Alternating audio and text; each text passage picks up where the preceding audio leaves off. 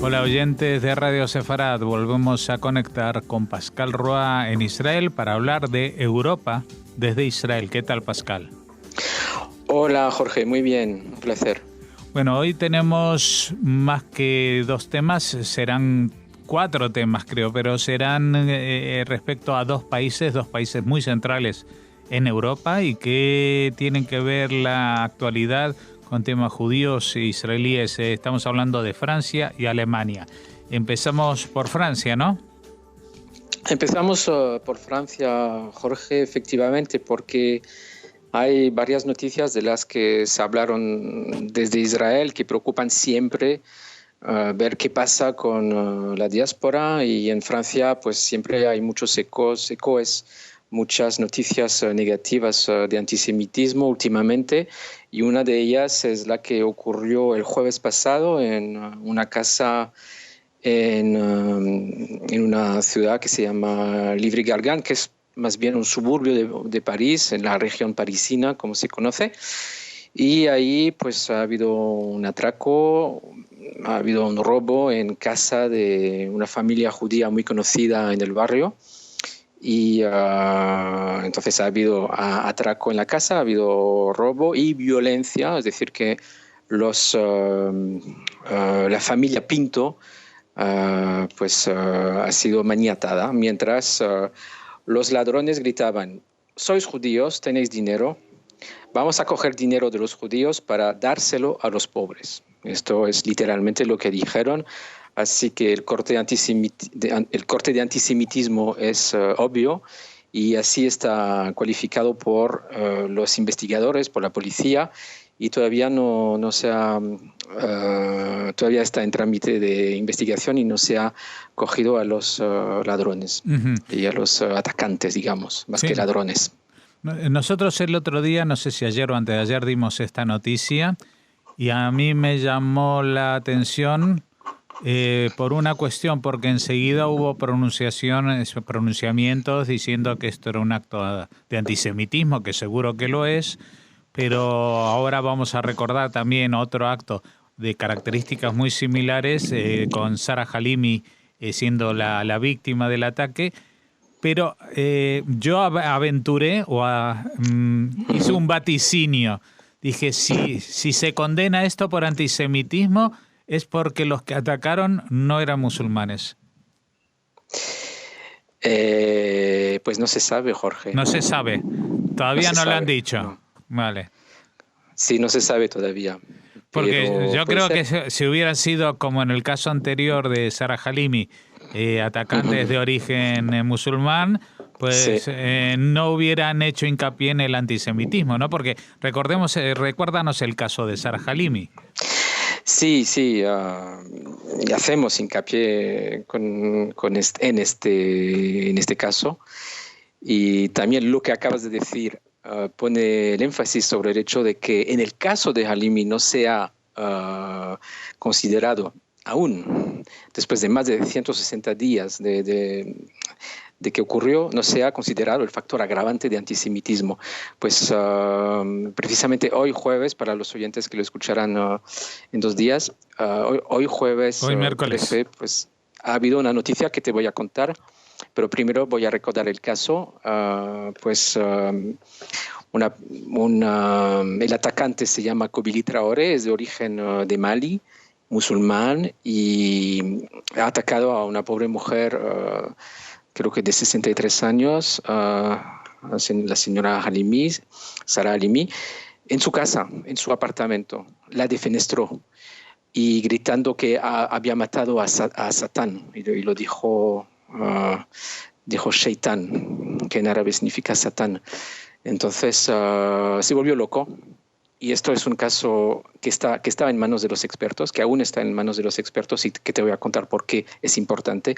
De alguna forma se volvió loco, pero también sabía por testigos y por antecedentes de él y de su familia, él sabía que esa mujer era judía. Y entonces incluso bajo la locura que era suya, atacó a esa mujer que era judía, y defenestrándola dijo que había matado a Satán, a Shaitan. Y la noticia de hoy es que, por supuesto, el problema que encontramos es que para los testigos y para el movimiento que hay detrás de apoyo a la familia de Sarah Halimi, es obvio que hay un factor de antisemitismo que hay que reconocerlo a nivel de juicio, a nivel procesal, pero aún el juez no se ha pronunciado, el juez inquisitor no se ha pronunciado porque estaba a la espera del informe del experto en psiquiatría que tenía que determinar en qué estado se encontraba Kobili Traoré. Y digamos que justo hoy ha salido este informe, y el informe es como el informe dice que estaba bajo un ataque de delirio agudo el atacante Kobili Traoré, y que además este ataque de delirio estaba agravado porque había tomado cannabis, y que esto agravó su estado. Entonces, ¿qué es importante aquí para el juez cuando va a decidir si este personaje era responsable o no responsable? Es precisamente determinar en qué grado de responsabilidad se encontraba. Y aún no sabemos qué va a decidir el juez, pero se puede deducir de este informe que sí estaba como en grado de responsabilidad, que se puede reconocer que estaba como consciente de lo que hacía, pero no del todo porque había tomado estupefacientes. Es como lo podemos interpretar. Entonces, se vaticina, según varios artículos que he podido leer en la prensa y de lo que sé del tema, se vaticina que el juez sí le va a inculpar le va a inculpar para que luego sea procesado y no enviado a un centro psiquiátrico, porque incluso a medias su responsabilidad está reconocida por el experto. Bueno, ya veremos, igual habrá una contraexpertise, ¿cómo se dice? Un contraperitaje. Un contraperitaje, efectivamente. Pero de momento es lo que hay en la mesa, y vamos a ver si a raíz de este informe luego el juez reconocerá también el factor agravante de antisemitismo. Bueno, yo no soy juez, no soy abogado, no sé mucho de leyes, pero lo que sé es que un antisemita drogado o sin drogar no altera su carácter antisemita. O sea, porque esos son conceptos previos que se adquieren no en el momento de la exaltación. El momento de la exaltación puede provocar que el ataque sea más violento o menos violento, pero la predisposición a atacar a esa persona por ser judía ya es lo que determina que es antisemita, a mi forma de entender. Efectivamente. Él gritó Allahu Akbar y he matado al Shaitán, y esto pues, se recoge en los testimonios de los vecinos. Efectivamente. Recordemos también que tanto el ataque de la semana pasada como ese ataque contra Sarah Halimi se enmarcan dentro de un clima de miedo a atacar de frente a la comunidad musulmana en Francia, sí, porque eso está claro. Ya lo hemos hablado varias veces, que se reconoce más fácilmente un ataque por un neonazi que un ataque por un musulmán en Francia. Claro. Y esto todavía por eso, la gente lo tiene que asimilar. Por eso decía mi hipótesis de que el asalto que sí se ha condenado, ya sin saber muchos detalles, sí se ha condenado como antisemita, es porque estos no gritaron Allahu Akbar, y entonces si gritaron judíos, no sé qué, cosas ofensivas a los judíos, y no gritaron Allahu Akbar, son antisemitas de derechas, antisemitas no musulmanes, y a ellos sí, contra ellos sí reacciona la sociedad francesa. Bueno. Efectivamente. Vamos a ver, espero equivocarme y de haber sido un bocazas y que igual este caso era igual al otro, pero en este caso sí se reconoció el antisemitismo. Bueno, pero Exacto. No es lo único francés y antisemita que nos quieres contar. Sí, últimamente hablamos mucho de Dieudonné, que a pesar de todo sigue dando que hablar, y empieza una nueva gira en Francia, en varias ciudades del país, grandes ciudades como Lyon, Lille, Marsella, y una vez más hay muchas voces en contra, y su gira, que empezará en octubre, ya tiene una fecha cancelada por el alcalde de Grenoble, cerca de Lyon, que lo ha cancelado su actuación por presentar riesgo de alteraciones del orden público y porque va en contra de los valores de la ciudad. Entonces, se espera que muchas ciudades, eso se espera, ya veremos, que muchas ciudades se rebelen en contra de sus actuaciones, como ya se ha visto en París y en varios otros sitios en el pasado. En Marsella, el Partido Socialista, como varias organizaciones judías como el CRIF, presionan al alcalde para que también denuncie estas actuaciones y no deje a los teatros públicos, los teatros de la ciudad, un lugar para que esta persona actúe, y que además está en las noticias estos días porque acaba de volver de un viaje a Corea del Norte, siguiendo su... Pues entonces los socialistas tendrían que estar contentos porque visitó un país comunista. Sí, digamos que él no tiene reparo en provocar, es decir, hace todo lo posible para provocar, y es una provocación más yendo a Corea del Norte, y además invitando a todos sus socios e invitando a toda la gente que le sigue en su página web a hacer lo mismo. Entonces, ahí se ve también que hay un intento por parte de Corea del Norte de atraer a turistas. Se habla mucho de esto, ¿no? Corea del Norte necesita fondos y intenta promover el turismo, y esta es una de las partes que se ve que intentan fomentar a través de él, a través de sus seguidores, sí, a mí dar dinero a ese país. A mí me llegó un folleto de turismo, turismo de aventuras, si quieres viajar en un misil balístico sobre Japón, que vayas a Corea del Norte. En esto, mira tú por dónde Dieudonné, el antisemita, que ha sido condenado en reiteradas ocasiones, coincide, por ejemplo, con el presidente de la Autoridad Palestina, que también felicitó a Corea del Norte. O sea que ahí hay un triángulo de amistades entre la izquierda, la derecha, los moderados y los extremistas, todos juntos en el mismo frente, ¿no? Sí, tanto comería de Chávez y de Maduro como de Ahmadinejad en Irán, países que ha visitado, tanto Venezuela como Irán. Así que no tiene reparo en provocar. Digamos que sí, es un poco su firma, es decir, la provocación y atacar lo políticamente correcto, porque, por ejemplo, denunciará los ataques imperialistas de Estados Unidos en contra de Corea del Norte, pero no hablará en su página web de los misiles también lanzados desde Corea del Norte. Así que ya toma posición en contra de todo lo que para él es imperialismo, y dentro de esto también incluye Israel y incluye al lobby judío, como él lo llama.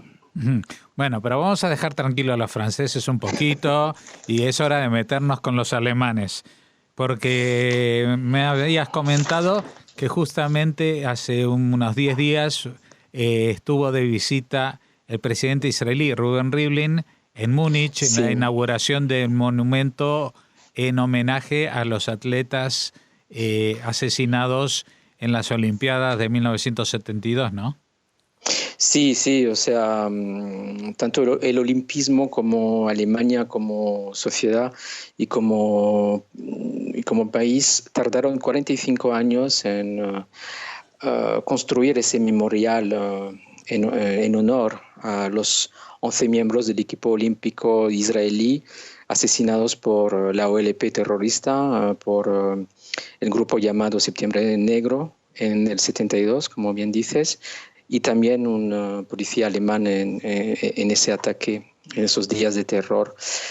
Entonces, 45 años, por fin las mujeres de dos de los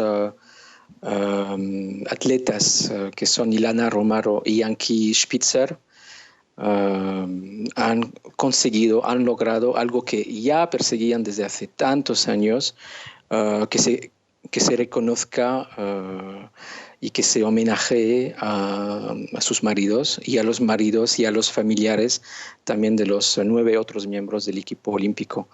Tardaron mucho, todavía queda una espina clavada en el olimpismo, en el CIO y en Alemania, bueno, no Alemania en este caso, sino el CIO, el Comité Olímpico Internacional, que es que todavía no se homenajea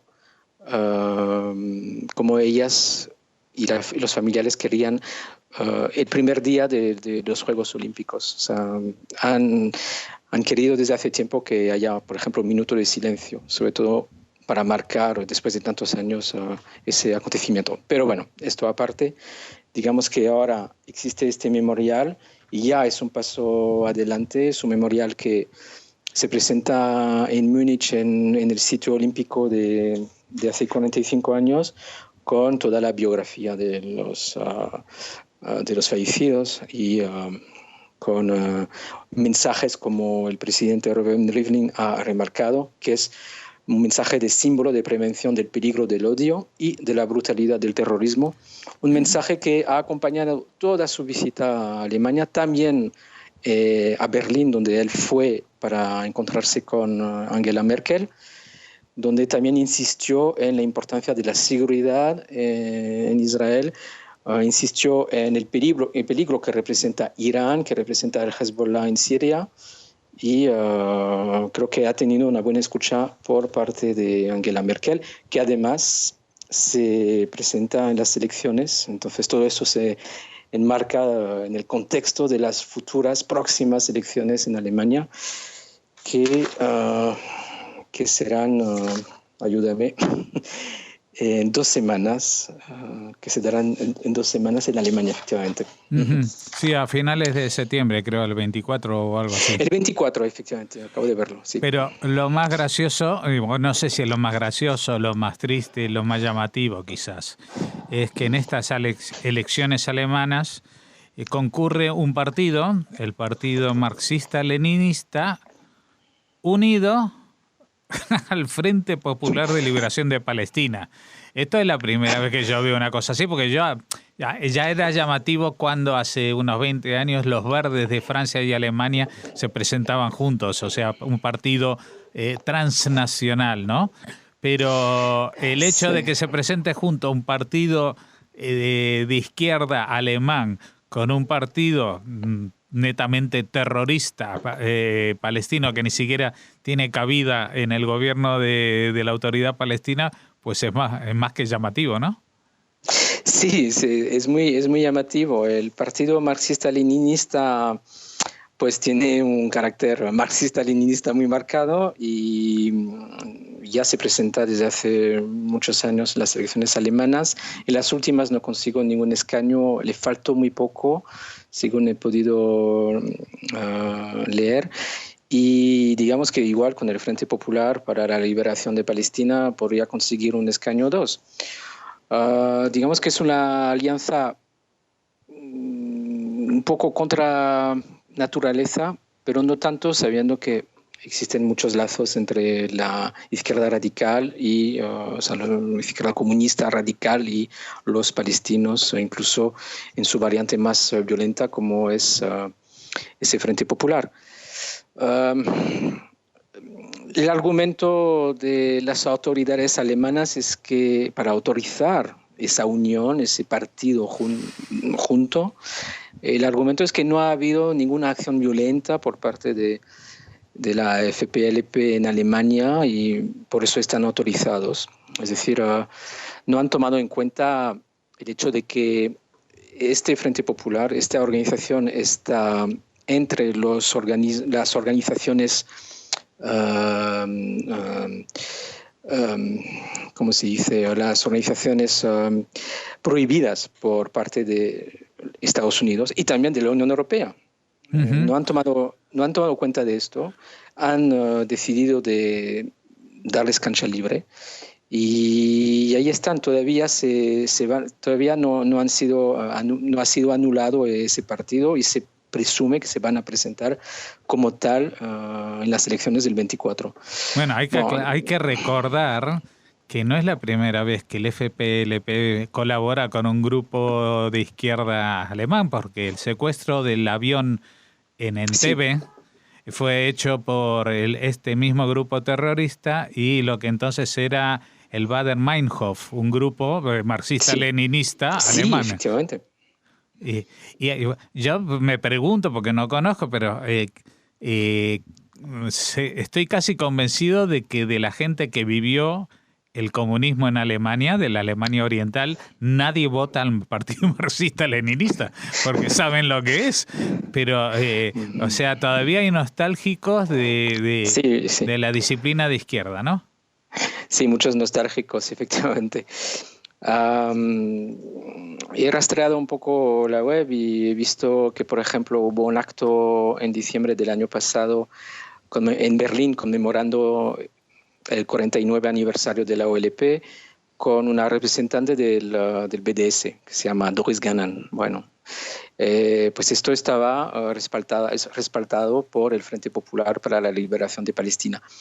Como hubo un acto en Wuppertal, también en Alemania, hace unos meses, por parte de Leila Khaled, que también estuvo en Barcelona. Nuestra amiga de Barcelona. Que causó mucho revuelo. Sí, porque fíjate que estuvo en Barcelona 2 meses antes de los atentados que hubo en Barcelona, invitada y pagada por el ayuntamiento, y parece que la alcaldesa se olvida de esas cosas cuando dice de que está en contra del terrorismo, porque ella invita a una feria literaria a alguien que todo su mérito es haber secuestrado aviones con pasajeros judíos a bordo.